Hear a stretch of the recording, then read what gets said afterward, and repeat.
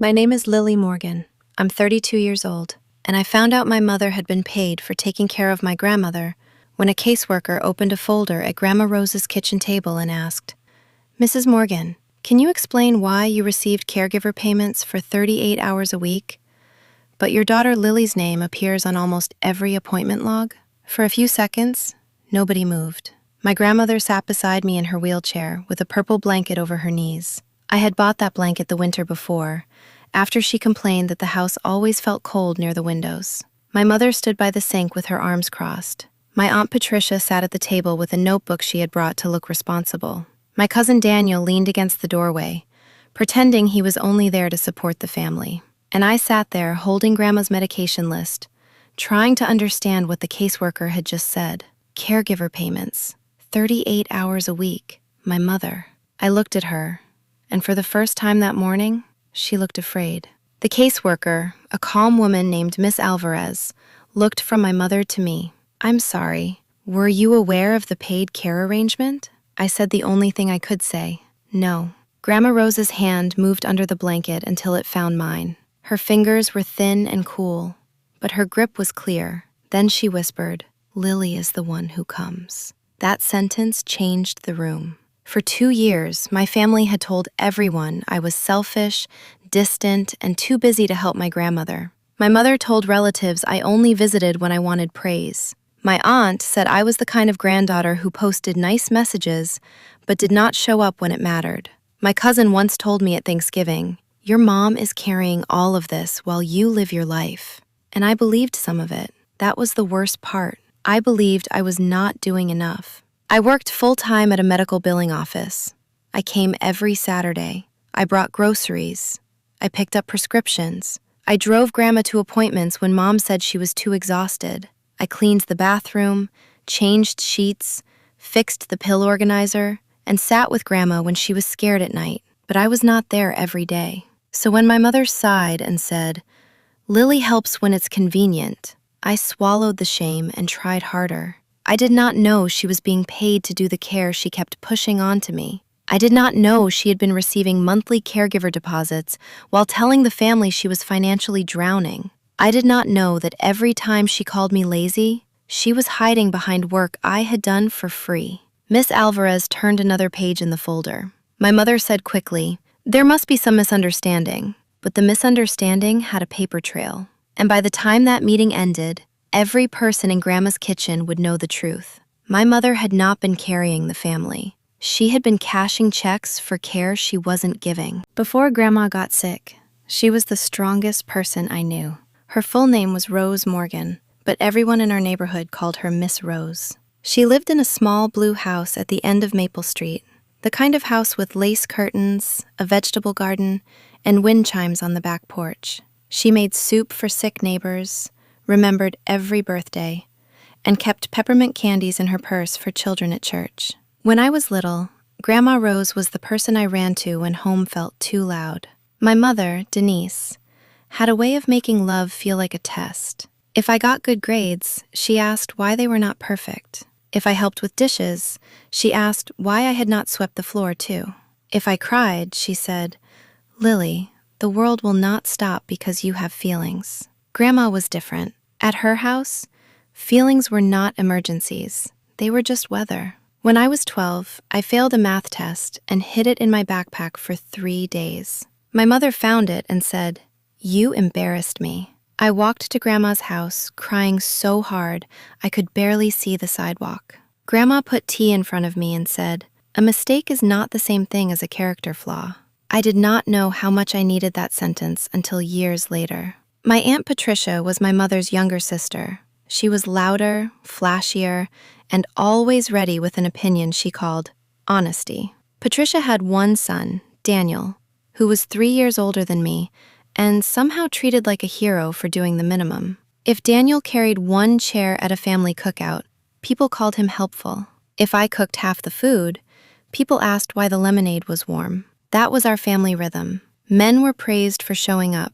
Women were judged by how much they absorbed. Grandma Rose saw it, but she did not always say it directly. She had a quiet way of correcting unfairness. If Daniel got thanked for carrying groceries while I unpacked them, she would say, And thank Lily for making sure we have dinner. If my mother criticized my clothes, Grandma would say, I think she looks like herself. That's better than looking approved. I loved her for that. When Grandma turned 77, her memory started slipping in small ways. At first, it was harmless. She forgot where she put her glasses. She called me by my mother's name, then laughed. She bought 2 bags of sugar because she forgot she already had one. Then it became less harmless. She left the stove on. She missed a doctor's appointment. She fell in the hallway and did not tell anyone until her ankle had swollen twice its size. My mother said, "We need to make a plan."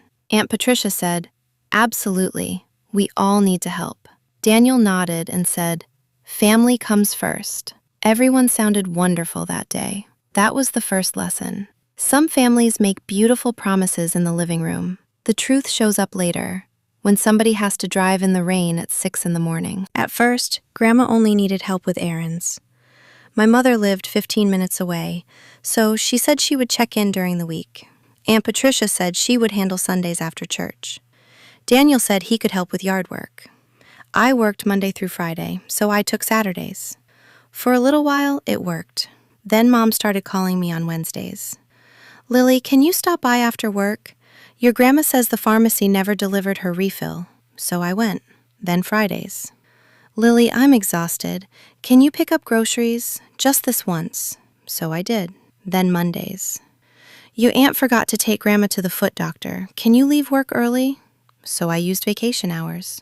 Every request was small enough to seem cruel to refuse. That is how responsibility grows around you. Not like a wall, like vines. One favor at a time, until you realize you cannot move without pulling something down. By the second year, my Saturday visits had become an unofficial system.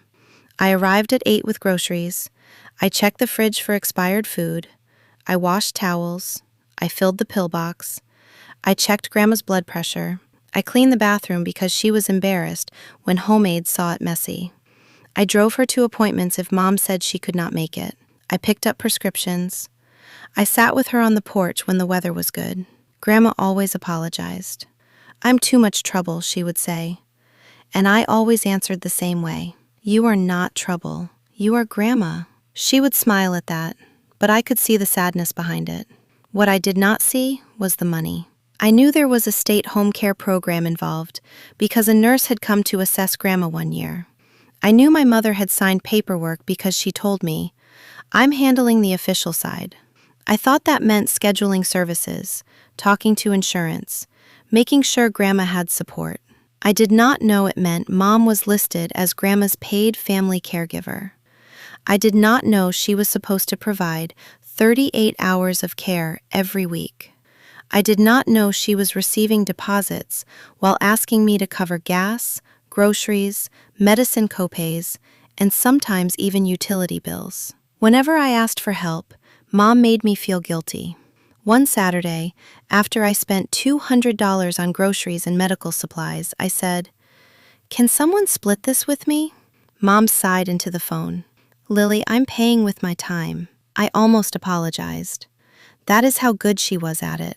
At Thanksgiving that year, Aunt Patricia cornered me in the kitchen while I was washing dishes. "You know, your mother is exhausted," she said. "I know. She feels abandoned." I turned off the faucet. "Abandoned?" Patricia lowered her voice. "You come on Saturdays, sweetheart. Your mother is there every day." I remember looking at her hands. Perfect nails, gold bracelet, no dish soap on them. I said, "Mom told you that?" "She doesn't have to tell me. I see it." But she did not see it. She saw my mother's performance. She saw the tired sighs, the dramatic phone calls, the stories about sacrifice. She did not see me walking into Grandma's house every Saturday with bags cutting into my fingers. She did not see what my mother carefully kept out of view. The strange thing about being called selfish is that after a while, you start checking yourself for proof. If I bought coffee on the way to Grandma's house, I felt guilty. If I went out with friends on a Friday night, I felt guilty. If I ignored one of Mom's calls because I was tired, I felt guilty before I even knew what she wanted. My mother built guilt like furniture. Every room in my life had somewhere for it to sit. Grandma noticed. One evening, I arrived after work because Mom said Grandma was confused and asking for me. When I got there, Mom's car was not in the driveway. Grandma was in her recliner, wearing a sweater inside out with the television too loud. I helped her change and made soup. She watched me from the kitchen table. "You're tired," she said. "I'm fine." "You say that when you are not." I smiled because even with memory trouble, Grandma could still find the truth if it was sitting in my face. She touched the grocery receipt on the table. "Does Denise pay you back?" I looked at her quickly. "For what?" Grandma's eyes narrowed. "Don't do that. I may forget words, not patterns." I sat across from her. "Mom helps a lot," I said, because that was easier than saying I did not know anymore. Grandma looked toward the hallway, where the family photos hung. My mother as a teenager, Aunt Patricia in a prom dress, Daniel holding a baseball trophy, me at 16, standing beside Grandma with my hair falling over my face. Then Grandma said, "Your mother knows how to look tired in public." I did not answer. She continued, "That does not always mean she did the work." I wanted to defend Mom. That instinct was still strong, but the words would not come. Grandma reached for my hand. "Lily, I know who comes." My throat tightened. I whispered, "Then why does everyone think I don't?" Grandma's eyes filled with tears. "Because the person who talks most gets believed first." That sentence stayed with me. A few weeks later, I started keeping my own folder. Not because I planned to expose anyone. I just wanted to stop feeling crazy. I kept pharmacy receipts, grocery receipts, appointment summaries, gas records, text messages from Mom asking me to come over, screenshots of missed calls, photos of pill organizers, and notes after appointments. My friend Jenna told me, "This looks like evidence." I said, "It feels like survival." By then, my relationship with Mom had become mostly instructions. Pick up this, take Grandma there, call the doctor, send me that form, don't upset your aunt, don't mention money. And every family gathering became a small trial where I was the defendant. At Easter, Daniel said, "I don't know how Aunt Denise does it all." I looked at my plate. Mom sighed. "You do what you have to do for family." Then she glanced at me, just long enough for people to notice. Aunt Patricia looked disappointed. Daniel looked smug. Grandma, sitting at the end of the table, lifted her head. "She comes," Grandma said suddenly. Everyone went quiet. Mom smiled too quickly. "Of course Lily comes, Mom.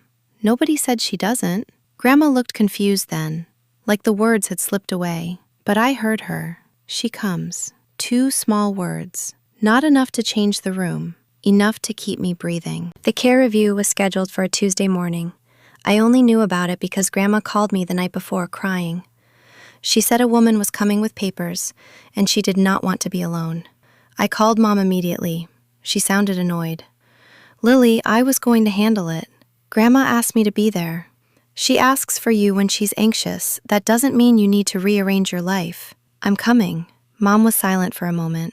Then she said, "Fine, but please don't make this about you." I almost asked how a care review for Grandma could become about me. Then I remembered my family could make anything about my attitude if they needed a distraction. The next morning, I took unpaid time off work and arrived with coffee, Grandma's medication list, and the folder I had started keeping in my bag. I did not plan to open it. It just made me feel steadier. Mom was already there, wearing a cardigan and the expression she used when she wanted strangers to trust her. Aunt Patricia arrived 10 minutes later, saying she thought the family should be represented. Daniel came too, though I still did not know why. Maybe because Mom had told him I was trying to interfere. Ms. Alvarez arrived at 10. She was in her 40s, neat, calm, and kind without being soft. She greeted Grandma first, then the rest of us. "I'm here for the annual care plan review," she explained. "We'll talk about services, caregiver hours, safety needs, and whether the current plan is working." Mom nodded confidently. "Yes, I've been managing everything." I looked at Grandma. Grandma looked at me. The meeting began normally. Medication, fall risks, food, bathing, transportation, doctor visits. Ms. Alvarez asked Grandma, "Do you feel safe at home?" Grandma said, "When Lily comes." Mom laughed lightly. Mom gets confused. She means when family comes. Ms. Alvarez wrote something down. Then she asked, "Mrs. Morgan, As the authorized paid caregiver, are you still providing approximately 38 hours of weekly care? My pen stopped moving. Authorized paid caregiver. I looked at Mom. She did not look at me. She said, "Yes." Ms. Alvarez continued, "And the payment deposits are still going into the account ending in 4412? Mom's voice was tight now. "Yes." Aunt Patricia shifted in her chair. Daniel looked at his phone. I felt a strange buzzing in my ears. Ms. Alvarez turned a page. "That's what I wanted to discuss. There are some inconsistencies. The pharmacy pickup logs list Lily Morgan as the pickup contact for most prescriptions. Transportation records show Lily attended 7 of the last 10 appointments. The clinic notes list Lily as the person providing medication updates. And Ms. Rose herself has repeatedly named Lily as the person assisting her with weekend and evening care." The room changed temperature. Mom said, "Lily helps occasionally." Ms. Alvarez looked at the file. Occasionally would not explain this pattern. Then she looked at me. "Ms. Morgan, were you aware your mother was receiving caregiver payments?" I looked at Mom. Her face was pale. I said, "No." Grandma squeezed my hand, and then she said clearly, "Denise takes the money. Lily does the coming." No one could pretend they did not hear it this time. My mother reacted the way guilty people react when truth arrives too early. She became offended. "That is a terrible thing to imply," she said, looking at Ms. Alvarez, not Grandma. Ms. Alvarez remained calm. "I'm not implying anything. I'm reviewing the care records." Aunt Patricia leaned forward. "There must be a misunderstanding. Denise has given up so much for Mom." I turned to her. "What exactly has she given up?" Patricia blinked. "Excuse me?" I heard my own voice before I fully decided to speak. "What has she given up?" Because every time Grandma needed groceries, Mom called me. Every time there was a prescription problem, Mom called me. Every time there was an appointment she didn't want to attend, Mom called me. Mom snapped. "That is not fair." "No," I said. "What isn't fair is being called lazy while you were paid for care I was doing for free." Daniel finally looked up. "Paid how much?" Mom glared at him. Ms. Alvarez answered carefully. "Payment amounts vary by approved hours and program rules. I can't disclose all financial details without proper authorization, but the record confirms regular caregiver payments for the approved care plan." Grandma whispered, "She said she was tired." We all looked at her. Grandma's eyes were on my mother. "You said you were tired," she repeated. "But Lily came." My mother's mouth trembled. For a moment, I thought she might apologize. Instead, she said, "Mom, you don't understand what you're saying." Grandma's face hardened in a way I had not seen in years. "I understand being alone." That sentence broke something open. Ms. Alvarez asked if she could speak with Grandma privately for a few minutes. Mom immediately objected. "I don't think that's necessary." Ms. Alvarez looked at her. "It is standard."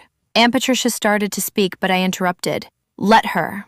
Mom stared at me like I had betrayed her. Maybe I had. Maybe every abused version of loyalty feels like betrayal when you finally step away from it. We waited on the porch while Ms. Alvarez spoke with Grandma inside.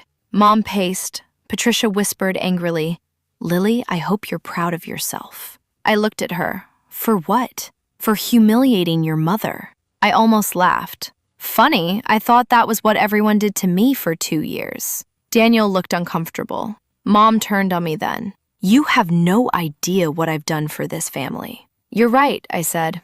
"I don't. Because every time I ask, I find out I'm the one doing it." Her face twisted. "I raised you." There it was. The oldest bill. The one parents pull out when the current facts are bad. I said, "And Grandma raised you." Mom looked like I had slapped her. Before she could answer, the front door opened. Ms. Alvarez stepped out with her folder closed. Her voice was professional, but her face was not neutral anymore. "We will be reviewing the care arrangement immediately. Mrs. Rose has requested that Lily be included in all future care discussions." Mom said, "She can't request that." Ms. Alvarez looked at her. "She can." Then Grandma called from inside, weak but clear. "Lily stays." For the first time in my life, my mother had no response. The days after the care review were ugly. Not loud at first. My family preferred quiet punishment. Mom did not call me for 3 days. Aunt Patricia sent a long message about how I had created division at a vulnerable time. Daniel texted, "I think you should apologize before this gets worse." I typed back, "Worse for who?" He did not answer. On the fourth day, Mom called. Her voice was cold. "I hope you understand what you've done." I was sitting in my car outside work, eating a sandwich because I had spent my lunch break calling Grandma's doctor. I asked questions. "You made me look like a criminal." "No, the file did that." She inhaled sharply. "I used that money for your grandmother." "Then you should have records." Silence. That silence told me more than any confession. I said, "Mom, where did the money go?" She said, "You don't get to interrogate me. I get to ask why I was buying groceries while you were being paid. You bought groceries because you wanted to look like a hero."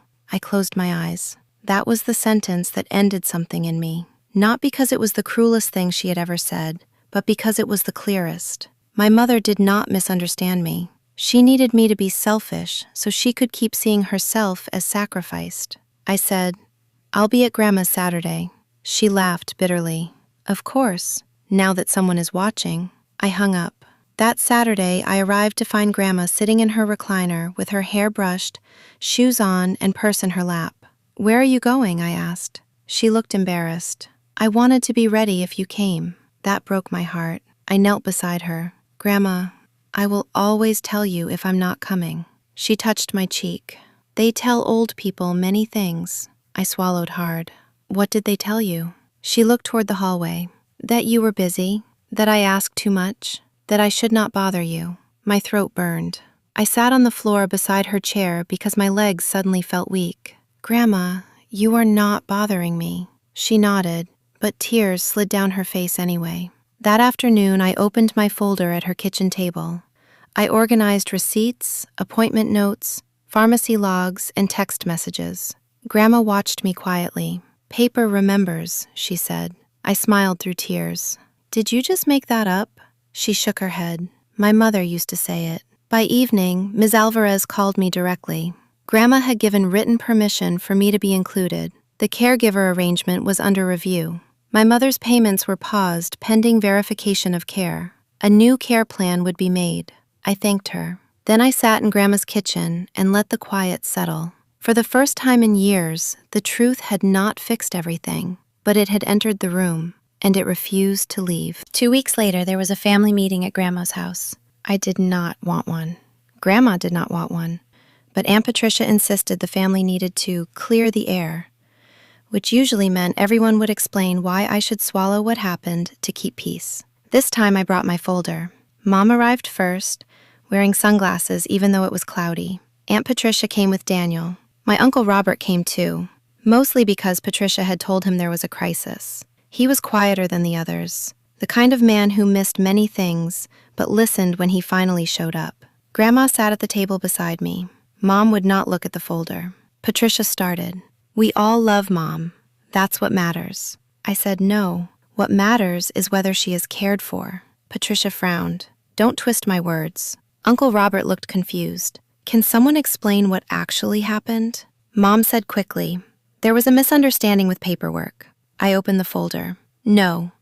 There were caregiver payments, care hours, missed visits, and a lot of work being shifted onto me while Mom told everyone I barely helped." Mom snapped. "You always have to make yourself the victim." Grandma raised her hand. Everyone stopped. She looked at my mother and said, "Denise, where were you on Thursdays?" Mom blinked. "What?"